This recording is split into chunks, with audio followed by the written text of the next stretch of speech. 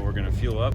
We'll see what kind of mileage we got this time. A little bit windy out, and always, but that's what we got. 2.935 divided by 2.935.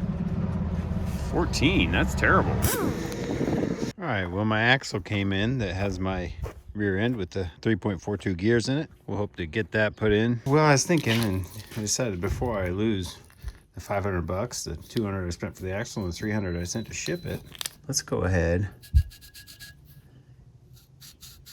and we'll verify the gear ratio. We'll know if it's over 4, because we'll have to be over 2 rotations. I got to secure this side so it doesn't spin, because we're going for 1 revolution here. I'm counting the revs on that. Okay, we are at 1, and it looks like they are going to be 342, because we're over half a turn. Keep her going. Gear ratio is good. So worst case, I'm gonna use just a ring and pinion. So pop these bolts off, pop those bolts off, slide the axle out, and then that comes off. I mean, look at this. Somebody tried to seal this, a spinning part. Look at that. Like, I hope they didn't work on anything else. Or how stuck this is. I got my dead blow so we don't. Somebody stuck this with glue. Yeah, that ain't doing shit. Ugh. Okay. I do have it cracked. Been very ginger careful to not goober it up. I did. Oh, it's almost there. Oh, you know what? At least this piece looks pretty good. All right, you see here, that's nice. That's nice smooth gear. That doesn't look bad at all. We're gonna have to clean that surface really good, get that shit off there. And unfortunately, that's gonna contaminate this in the process, but yeah, it's a good looking gear. I'm glad to see that. Well, take off the wheel, take off the drum, remove the brake line, remove all those nuts, shimmy that out 4 inches. Do the same thing on the other side. Disconnect the drive shaft, undo the bolts, pop that out, slam a new gasket on the other one, pop it in with that one, and we'll be cruising right down the road. Before taking off these brake lines, have a vacuum cap ready to go. That way when that comes off, you can zip it right on there and prevent losing your fluid and having to re-bleed the system as much. Of course, you'll have to bleed it, but not near as much. Brake lines are always dreadful to deal with, but with the right tools, it works a lot. Oop, wrong way even. Get that guy off of there. Throw this on there. Has to go on the line. It can't just go on the fitting or it'll still leak out. If you leave this off and it's off long enough, your whole system will drain and then you'll really be bleeding it. Okay, now that we got the brake line removed and capped, we got the drum off. See how that head? What I'm doing is spinning those nuts on the back side there. See how that head spins, but then it's got a flat side on it? That locks that in there. And that's why I take the drum off, because sometimes it's easier to reach in there and kind of push against it, hold it in place while you're putting these nuts on, because if you've ever tried to screw a nut on while pulling on something, you know, it's not very easy. So just wanted to show you really quick why I take the drums off. Be sure to blow that off good right there, because if you don't, that shit will fall right down in the bearings. Ask me how I know. I also forgot to tell you guys, the step I didn't mention is drain the differential. It should just kind of come out like it. Yeah, okay, might need a little whack. Yep. And that's where the dirt comes into play. If you don't have it cleaned off, that's when it's gonna fall in there, is when you're giving this a whack. All right, see, I just felt it drop out of the diff, so we should be good and clear. That's about all the distance you need. Now with this miniature little drive shaft in, I found the easiest, if you have the original bolts, if somebody's put other bolts in there, they're probably a little bit bigger, but the original bolts are 12 millimeter, and you don't want to try to take it on with an open-ended wrench, or you might get lucky. You might have a bad time, but this is so tight. You have to get a wrench too that has a pretty thin little wall there.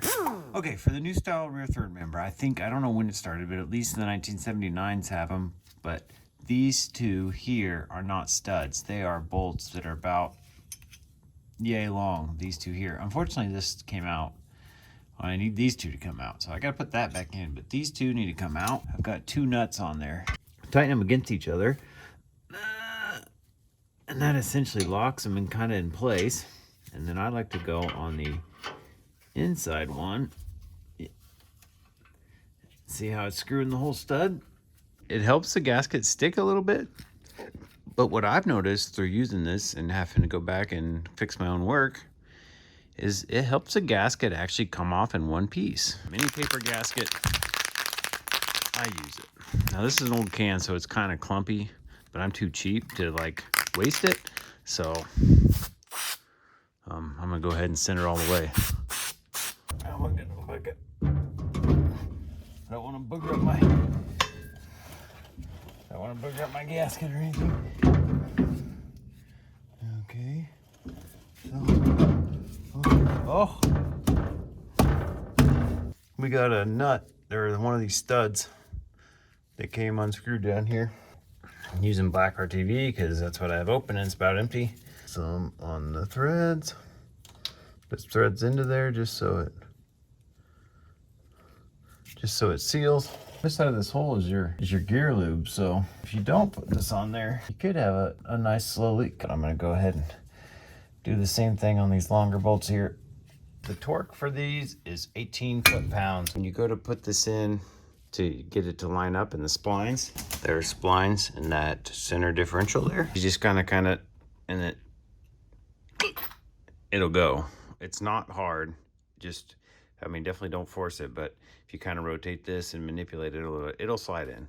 Slide it in, make sure it slides in all the way. You don't want to have it bound up and use the nuts to pull it. It should slide all the way in, just pushing it in. I tightened up those nuts, the diff's on.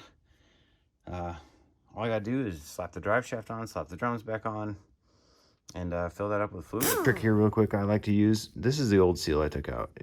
Luckily it didn't get completely mangled. That's important for this step. I cut out the center rubber there, as you can see, and now I can use this seal to drive in the new seal. Bang against this and save the face of this, because I don't have one of those seal drivers, so that's what we're gonna do. Looking at this seal, I don't see how that's supposed to seal. A lot of them have some kind of coating on it, so this is probably wrong, but I'm gonna go ahead and put a thin layer of black RTV around this before I pop her in.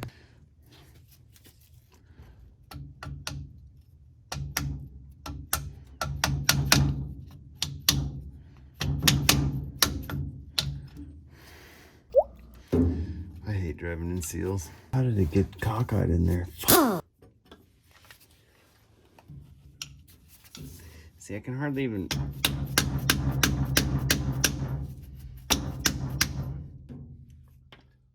Okay. You guys get the point. I'm gonna finish driving it in. As you can see there's the end result. I'm gonna go ahead and grab that flashlight because that's how I lost my last one. Someone lucky found that on the road probably, because you know, it's Milwaukee, so it definitely survived. If you don't seal that, then the shit can work its way out. So I think I'm gonna go ahead and put some grease on this and push it in, and then we'll jam some, if I can find the remainder of that tube, I'll show you. Oh, there it is. We'll use the rest of that up to seal the end here. The seal, oh, I probably should have some on the face too, to be honest. I might steal a little bit of that and rub it on his face, because this face engages that I don't know if you call it a thrust washer, but the face engages that thrust washer, which pushes against the bearing, and there's a crush sleeve in there. I think a lot of times you probably wouldn't have even have a leaking problem here. Oh my, wow. I botched that a little bit. Spline threads need to be lubricated. I don't want to put a bunch of this shit in the spline threads. So I just seal the nut and the washer. Now I just have this on number 2.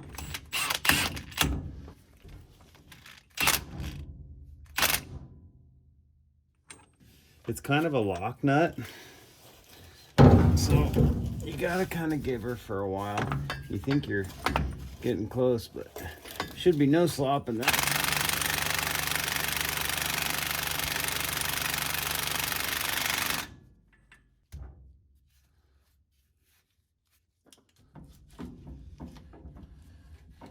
If you send her all the way and overdo this crush washer, bad things happen.